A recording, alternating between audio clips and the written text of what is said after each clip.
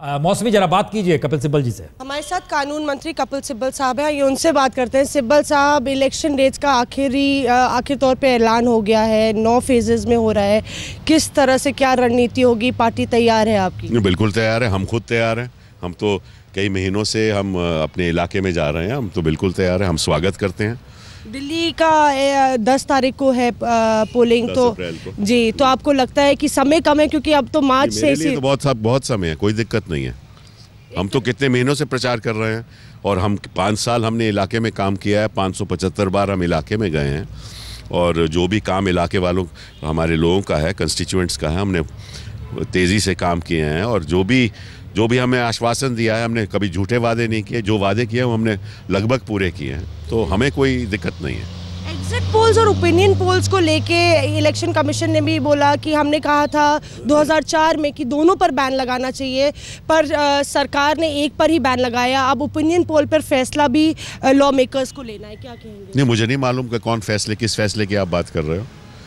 ये election commission का ज़रूर सुझाव है और सारी राजनीतिक दलों ने कहा था कि होना चाहिए बैन, बीजेपी ने कहा था कि नहीं होना चाहिए, तो हमने कोई फैसला नहीं लिया। फिर इलेक्शन कमीशन ने हमें दोबारा चिट्ठी लिखी है और हमने कहा कि जब तक या तो इलेक्शन कमीशन खुद फैसला करे, नहीं तो जब तक राजनीतिक दलों के साथ बातचीत नहीं हो तो हम कांग्रेस पार्टी खुद ब खुद ऐसा निर्णय नहीं लेगी। हालांकि हम समझते हैं कि ओपिनियन पोल्स का जिस तरह से खुलासा हुआ है, जिस तरह स्टिंग ऑपरेशन हुआ है, तो हम समझते हैं कि कुछ ओपिनियन पोल ज़रूर ऐसे होंगे जिसमें कोई बढ़ा चढ़ा के बात, क्योंकि आज 210, कल 250, उसके बाद 275 पे 310, ये तो मतलब कि पैसों का खेल है।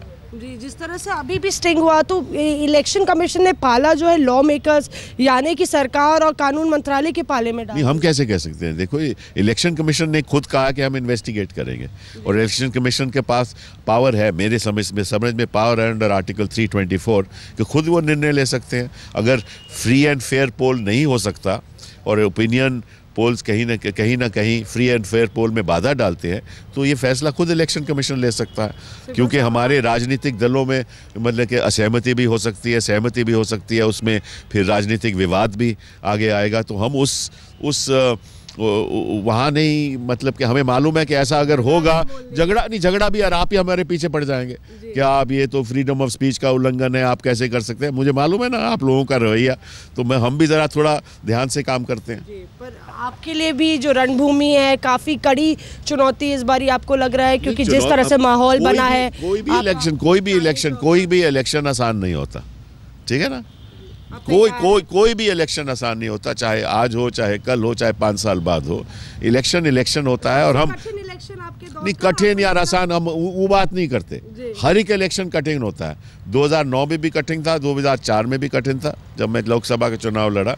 हर इलेक्शन कठिन होता है और हम तैयार हैं उसके लिए, हमें कोई इसमें काफ़ी कड़ी लड़ाई इनकी होने वाली है। बहरहाल उन्होंने कहा है कि चुनाव के लिए उन्होंने कमर कस ली है। मौसमी सिंह, दिल्ली आज तक।